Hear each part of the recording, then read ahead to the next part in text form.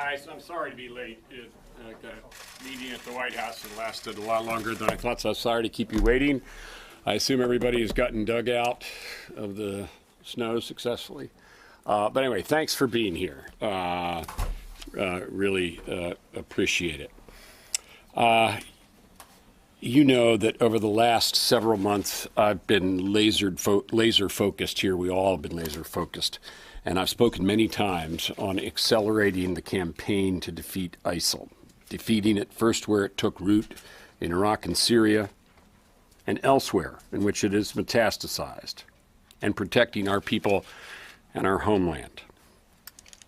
And while we must remain absolutely focused on delivering ISIL a lasting defeat, we do not for a moment lose sight of America's leading role around the world. And additionally, certain long-term imperatives of this great Department of Defense, and particularly what we must do to build the force of the future. When I became Secretary of Defense, I made a commitment to building America's force of the future, an all-volunteer military that will defend our nation for generations to come. I've proudly stated that today's military is the finest fighting force the world has ever known. But that excellence is not a birthright. It has to be earned again and again by investing in what matters most, which is our people. By drawing from the best America has to offer and from the broadest possible pool of talent, we can ensure that the force of tomorrow remains as great as the force of today. That's why I announced in December that we're opening up all remaining combat occupations to women, so that 100% of Americans who can meet our exacting standards can contribute to our mission. That's why in recent years we allowed gay men and women to serve openly. That's why we're developing new approaches and incentives for recruitment so that we can reach and draw from a broader cross-section of Americans. And clearly fairness is important, but always the mission effectiveness of our force comes first. We are not Google, we are not Walmart, we're warfighters. But that doesn't mean we should not be challenging ourselves, just like the private sector, to modernize our workplace and workforce, to retain and attract the top talent we need, so that our force can remain the best for future generations. Now, as you know, last year I asked my team to come up with a set of proposals and reforms to help us build the force of the future. The military service chiefs and secretaries, supported by one of the department's most innovative minds, Undersecretary Brad Carson, have brought their ideas to bear in working groups led by the Deputy Secretary of Defense Work and Vice Chairman Selva to get their input on ideas, analyze the impacts of proposals on mission effectiveness, and integrate feedback. And of course, I want to say especially Secretary of the Navy Mabus has been a leader in so many of these issues. I introduced our first link to the Force of the Future in November, a set of reforms that help connect men and women in our military in more structured and career-advancing ways to our most creative industries and to our culture of innovation. And as I said then, that was just a beginning. Today, I'm announcing the next link in the Force of the Future, a set of several initiatives with a singular focus, strengthening the support we provide our military families to improve their quality of life. These reforms focus on family issues that impact three critical areas for the Force of the Future: recruiting, retention, and career and talent management. It's something that's been said so often before, but is so true. While you recruit a service member, you retain a family.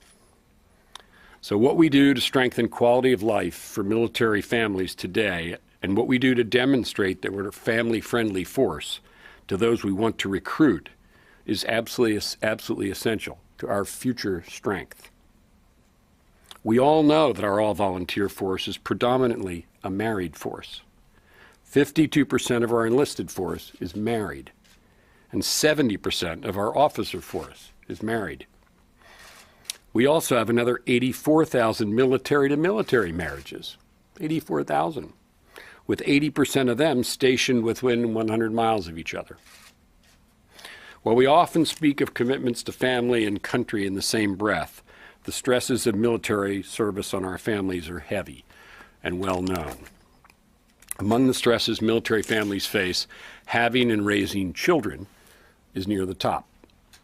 And we know that at 10 years of service, when women are at their peak years for starting a family, women are retained at a rate 30% lower than men across the services. We know that a high level of family conflict, at work and family conflict, is one of the primary reasons they report leaving service. To build the force of the future, tackling these problems is imperative, especially when the generation coming of age today places a higher priority on work-life balance. These Americans will make up 75% of the American workforce by 2025. Nearly 4 in 5 of them will have a spouse or a partner also in the workforce, twice the rate of baby boomers. These Americans wait longer to have children, and when they do have children, they want to protect the dual earning power of their families to provide for their children accordingly. We will address these generational changes and how we continue to recruit, retain, and attract the best America has to offer by setting a more competitive standard across our joint force for parental leave, by making quality child care services more accessible and more flexible, by helping our men and women meet current career demands while preserving their ability to start a family down the road, and by making an option available for troops to trade the ability to remain at a station of choice at their commander's discretion for an additional service obligation. Each of these initiatives is significant in its own right. Taken together, they will strengthen our competitive position in the battle for top talent, in turn guaranteeing our competitive position against potential adversaries. The first initiative I'll outline today involves providing a more competitive standard for maternity and paternity leave across our joint force. Today, I am setting 12 weeks of fully paid maternity leave as the standard across the joint force, doubling this benefit from 6 weeks when I entered office. This puts DoD in the top tier of institutions nationwide and will have significant influence on decision-making for our military family members. Certainly, offering a more generous standard for maternity leave is imperative for attracting and retaining talent. We see the same phenomenon year after year. Women at peak ages for starting a family leave the military at the highest rates. Additionally, medical data also indicate that offering 12 weeks of maternity leave is also imperative to military mothers themselves. These medical data show that spending more time with infants and recovering from their pregnancies is, as a medical matter, very valuable to mothers to facilitate recovery, feeding, bonding, and more. Private sector data also strongly suggest a direct benefit on retention, and that employees who have access to and make use of parental leave perform better when they return to work. They stay with their organizations longer and are able to make greater contributions. I've reviewed studies, surveys, and inputs from across the services, and evidence and perspectives from all parties concerned with this issue, and particularly the views of our Joint Chiefs of Staff. I've taken time to consider the diversity of views and different data points on this important subject. I concluded that 12 weeks of maternity leave across all of the force establishes the right balance between offering a highly competitive leave policy while also maintaining the readiness of our total force. And I don't take lightly that 12 weeks of maternity leave represents a downshift from what the Navy pursued last summer. But I believe that we will be at the forefront in terms of competition, especially as part of the comprehensive basket of family benefits we're providing across the joint force. And I should just note that for Navy mothers that are currently pregnant, we'll ensure that they can take theirs 18 weeks of leave. And we also realize, whether in raising a family or caring for an infant, this is not just a mother's responsibility, which is why this year we will seek authorities to increase paid paternity leave for new fathers from 10 to 14 days, which they can use in addition to annual leave. For those who want to become dads or about to, I want them to know this leave is available to them, and I want them to make full use of it. Second and next, to build the force of the future, improvements to quality of life for military families must extend beyond the first critical months of parenthood. With the investments we're making in child care, we will provide the men and women of our military greater flexibility to meet the demands of modern family life. Now, many within our force already benefit from some of the highest quality child care available. And DoD subsidizes the cost of child care to ensure that it's affordable across the force, no matter what your rank. It's one of the many areas where the military already stands apart. But today, nearly half of all military families have to rely on an additional child care provider to meet their needs, in part because the hours we provide don't match their demanding schedules. In some respects, our child care options today reflect the needs of a different era, of a time when, for the vast majority of military families, only one parent worked outside the home. That's a problem we need to address. And as we looked at this issue over the past 9 months, we saw a link between dissatisfaction with child care and difficulties with retention. Whether for single parents, for families where both parents work outside the home, or for every mother or father in our military, child care hours should be as responsive as possible to work demands. Based on feedback, therefore, from surveys and pilot programs, and in the interest of responding to typical work hours at our installations, we will increase child care access to 14 hours of the day across the force. By providing our troops with child care they can rely on, from before reveille to after taps, we provide one more reason for them to stay on board. We show them that supporting a family and serving our country are by no means incompatible goals. Third, we can also make relatively inexpensive improvements so that our workplaces are more accommodating to women when they return from maternity leave, with a focus on making it easier for them to continue breastfeeding if they choose.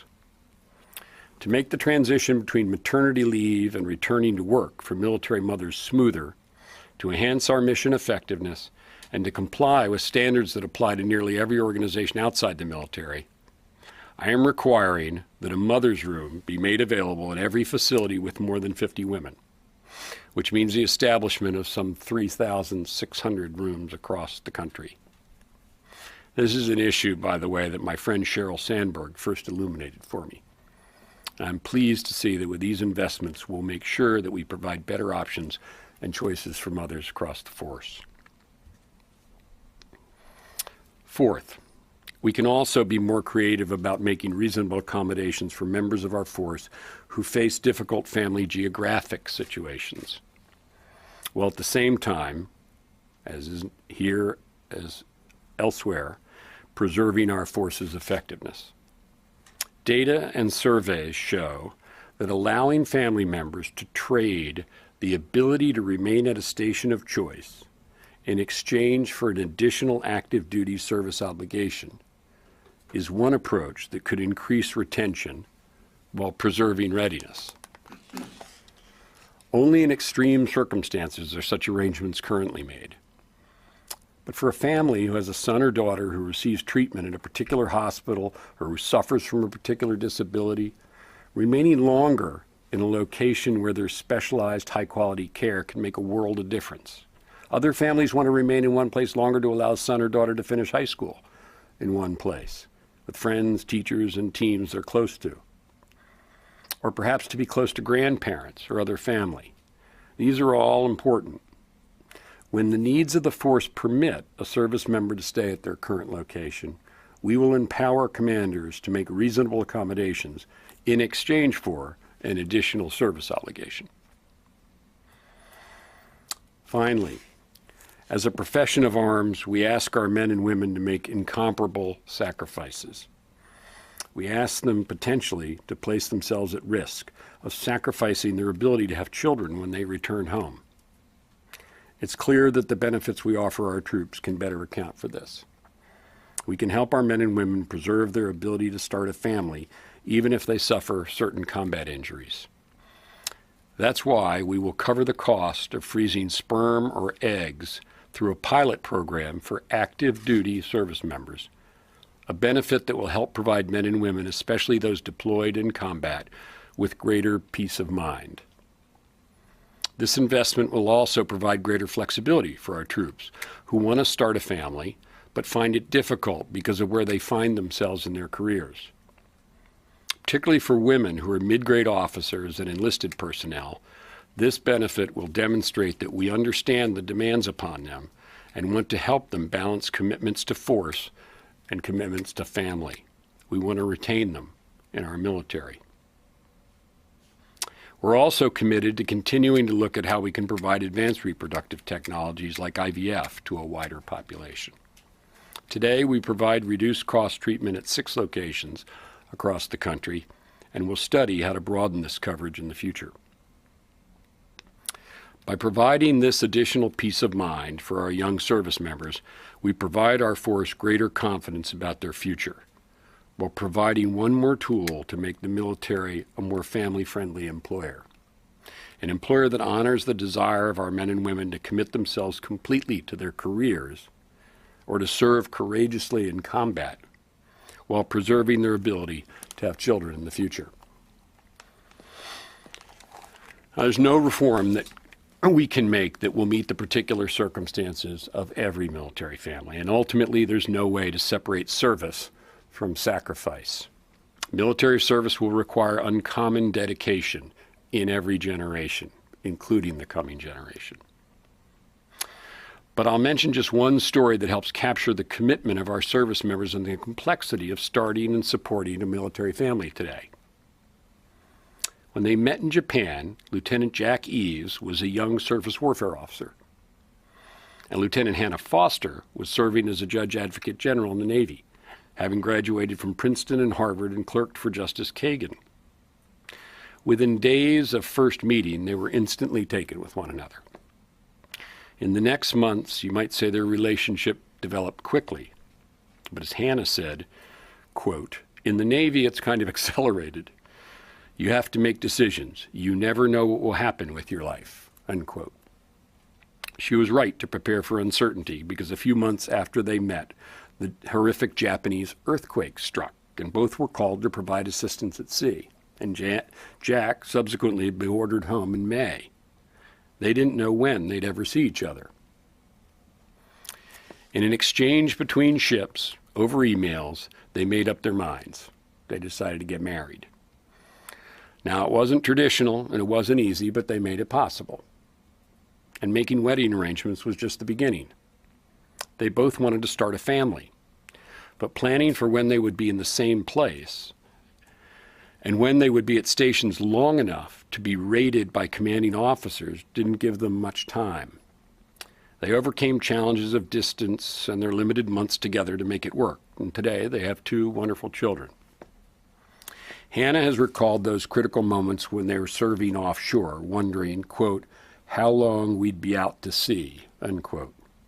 Now, she was referring to their ships, but also their relationship and whether something enduring was possible. Hannah and Jack made it possible. They became lifelong partners. They have 2 kids, and their family's off to a great start. But in the life of their young family and the life of their young careers, they could have used a little more support. And the same is true for so many of our military families. At each stage of the game, Hannah and Jack had to worry about promotion boards, rating periods, and additional calculations, which made the first year of family life even more complex. As we introduce today's reforms, our calculation is quite simple. We want our people to be able to balance 2 of the most solemn commitments they could ever make, a commitment to serve their country and a commitment to start and support a family. And whether they're soldiers, sailors, airmen, or Marines, With the investments we introduced today, we want to ensure that no military family finds itself at sea. We're going to make sure our troops have our support. And first and foremost, that our force remains effective and always ready. With what I've announced today, I believe our military will be better prepared for the future. And my successors will continue to inherit the finest fighting force the world has ever known.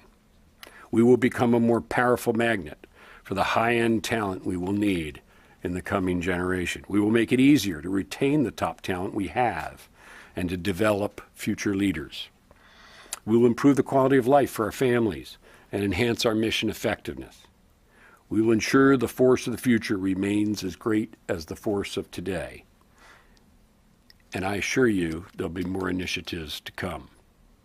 So thank you very much. I look forward to answering your questions. And let me just say, Bob. Mr. Secretary, thank you. A question for you about Afghanistan. This morning at his confirmation hearing, General Nicholson was asked about the situation with the Taliban. And he said the Taliban came at the Afghan forces more intensely than perhaps we anticipated. And because of that, we did not make the advances we projected that we thought we would make. And he also agreed with Senator McCain that the security situation is deteriorating. Is the Taliban, in fact, on a comeback? And does the U.S. military need to go at the Taliban more directly? Well, with respect to the Taliban coming back, that's happened this past fighting season. We expected that, as widely observed and reported. And the Afghan security forces fought extremely well. They are, however, a force in the making, as you know. So we expect the Afghan security forces to be stronger, much stronger this season than they were last season. They would have been, by the way, yet stronger this past season had it not taken so long for the political transition to occur in Afghanistan. We all know that. But the Afghan forces continue to make progress, and they fought hard. Again, the Taliban fought hard, but the Afghan security forces fought hard too. And they did so this season without the level of assistance that they got from the coalition in previous years, and they did well. And we expect them to do well this season also, because they have a bunch of new capabilities that have gotten delivered and they're training on. Now, it's going to be tough. There's no question about it. I was in Europe last week and met with President Ghani. He fully understands that, as does the CEO Abdullah. So we're expecting a tough fighting season ahead, but the Afghan security forces are going to be tougher this season. Also, they fought hard this past season. So Tara? The second part of my question about whether the U.S. military needs to take a more direct role in combat against the Taliban? Well, we have rules of engagement now that have been very well thought through, that General Campbell has authority to use, that allow us to do what we think needs to be done. Obviously, we adjusted our plans, the president did, months ago in view of circumstances, and you can expect that that will occur in the future as well. He's indicated as much. And I need to emphasize, Bob, which I'm sure you know, which is we're in this for the long run. That is, the president has made a commitment, and all the coalition members have, to stick with Afghanistan. That's not just for the year 2016. It's the year 2017 and beyond. So, for example, the funding for the Afghan security forces will be part of the FY17 overseas contingency operations budget that we submit. All the coalition partners have indicated they're going to do that they're going to make their contributions. So the Afghan security forces are a force in building, and it's important that the investments continue to be made in them. Tara? Being there for decades? Just a follow-up to what Bob was asking. Do you anticipate U.S. forces being in Afghanistan for decades? Well, I don't know about decades, but I'll tell you one very positive thing about a presence in that part of the world. Here we have a government that welcomes a presence by the United States, has a strong posture towards terrorists, has a strong posture towards how it treats its population and how it wants to develop its economy in a part of the world that where America has important interests. And so having a friend And a military partner in Afghanistan in the long run is a good outcome, just like we have with so many other countries around the world, very positive military-to-military relationships. Now, Tara. Okay, thank you, Mr. Secretary. One on the initiative and then one on Libya. On the initiative, to remain at duty station, what kind of additional service obligation would a service member have to give? And if there was a family where both partners were serving, would they both have an additional service obligation? And then on Libya, last week General Dunford mentioned that the U.S. may be expanding its role against ISIS in Libya, and wondering if you could expound upon that, or is the U.S. considering airstrikes against ISIS in Sirte? If not, what sort of role would the U.S. have to counter the group's growth in Libya? Okay. First, with respect to the service obligation, that is a matter upon which the commander will have substantial discretion. That's an important principle. And I want to emphasize something I said, which is we have to balance the flexibility here against our necessity as America's fighting force to send people where they're needed.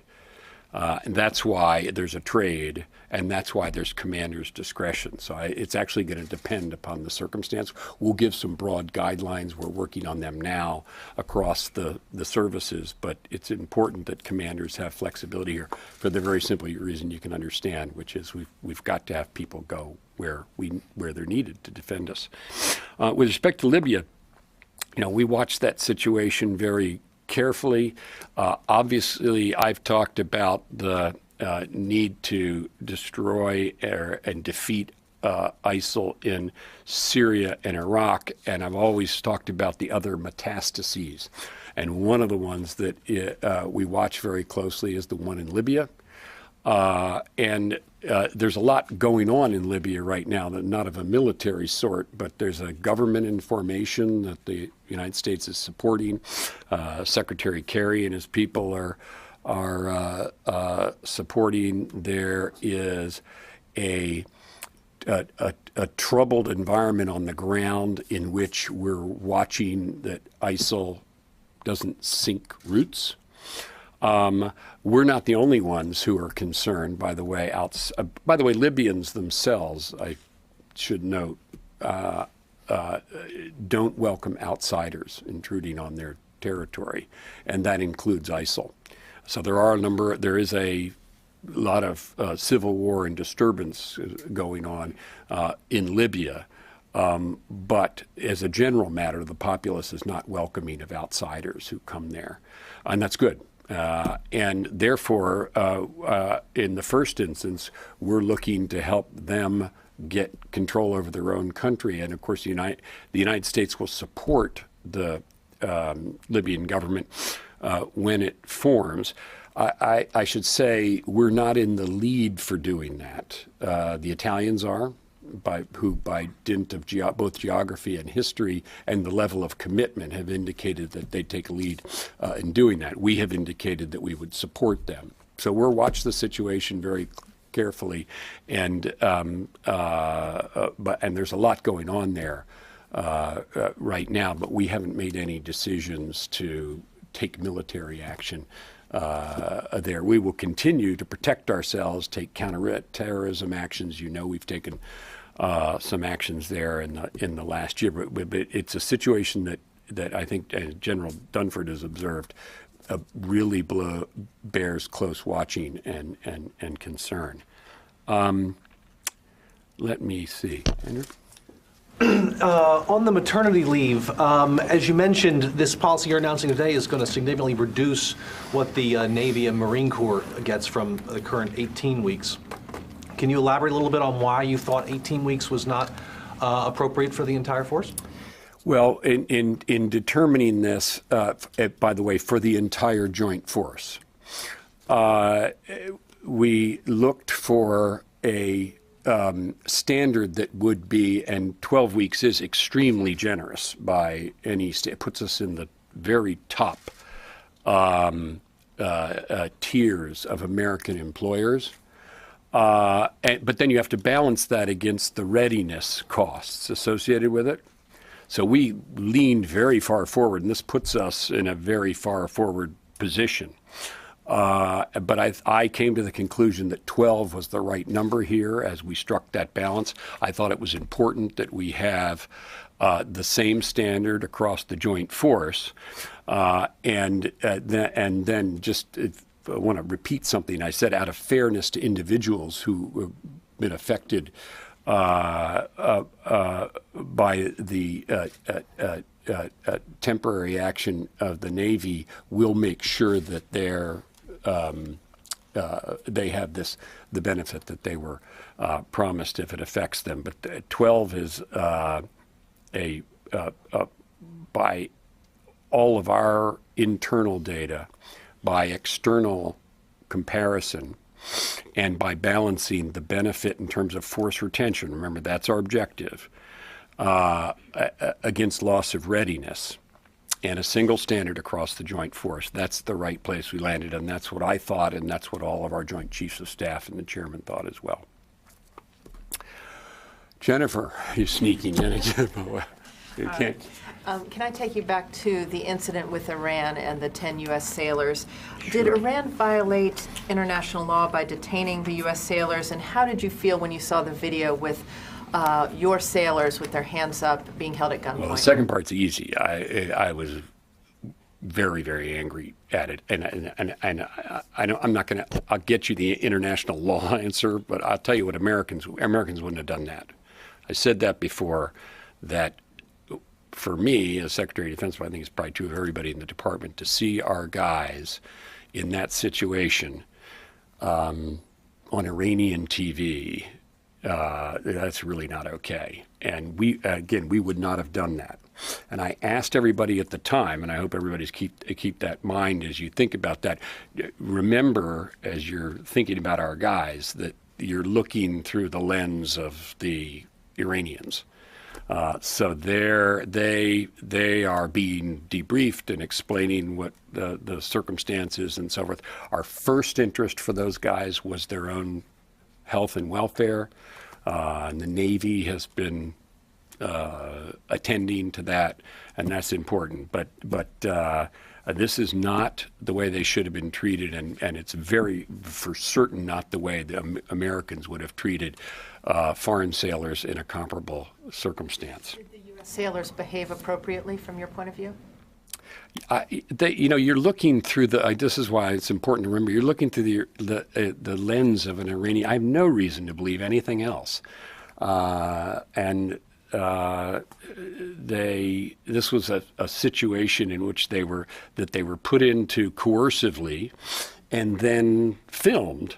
Again, not something we would ever do.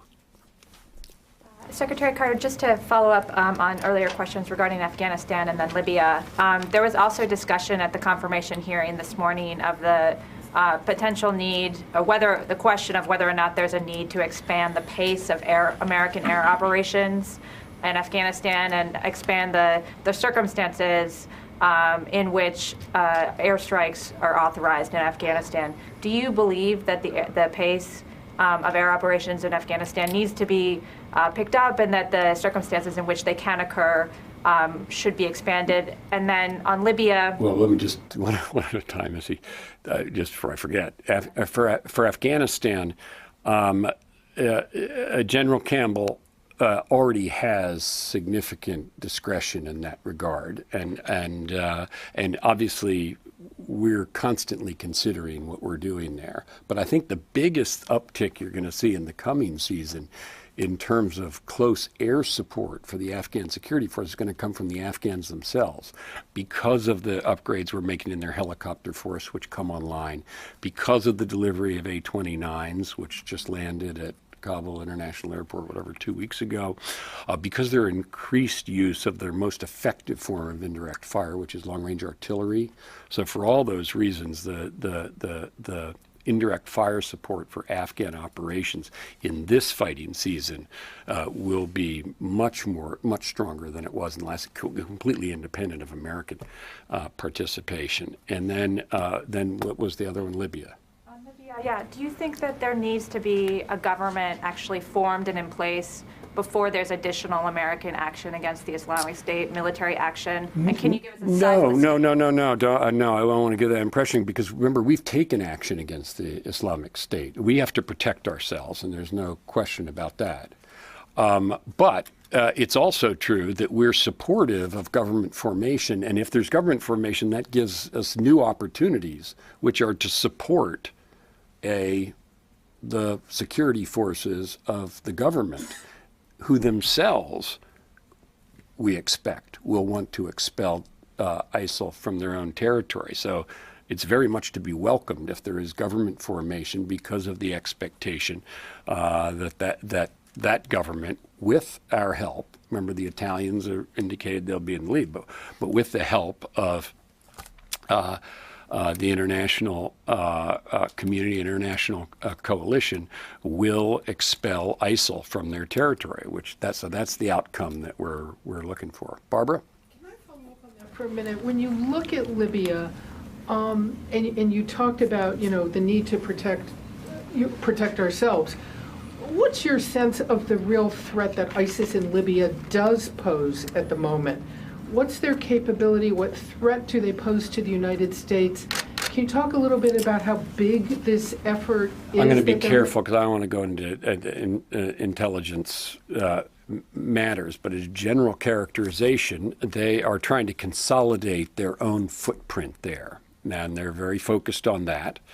We're monitoring that. That's a concern to us, because ISIL obviously tries to destabilize places where they are.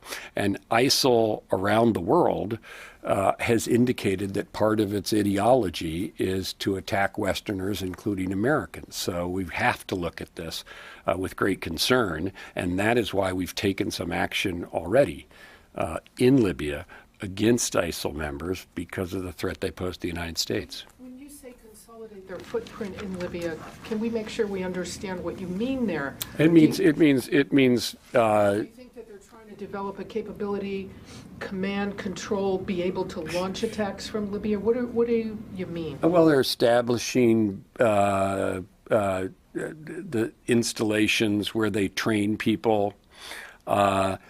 They're welcoming foreign fighters to flock there the way in years past they did in Syria and Iraq. And they're trying to take over the reins of the economy and tax it the way you see ISIL doing in Syria. So you see the same kind of ambitions on their part that you see realized in full flower in Syria and Iraq. And we don't want to be on a glide slope to a situation like Syria and Iraq. That's the reason why we're watching it that closely. That's the reason why we develop options for what we might do in the future. Tom? Thanks, sir. Can we go back to Afghanistan? Has General Campbell indicated that he needs more than 9,800 troops that he has now to complete his mission? And would you be supportive of adding troops? He has not indicated more than 9,800. This 9,800, by the way, is the number this year.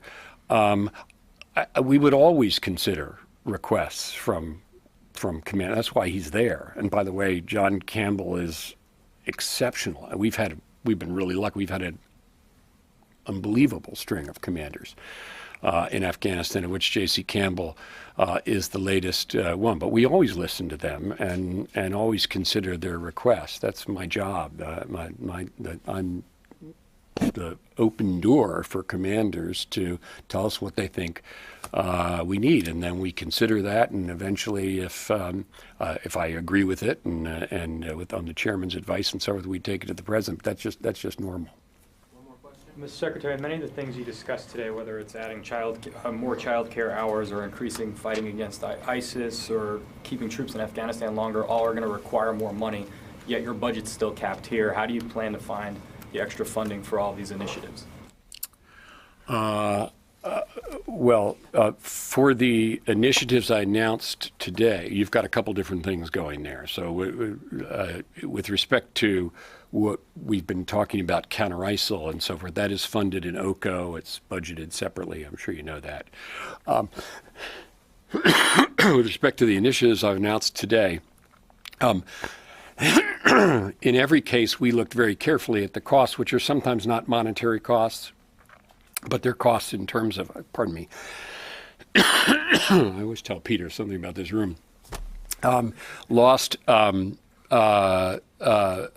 hours, and we did calculate them. And that's one of the reasons why you're always trying to find the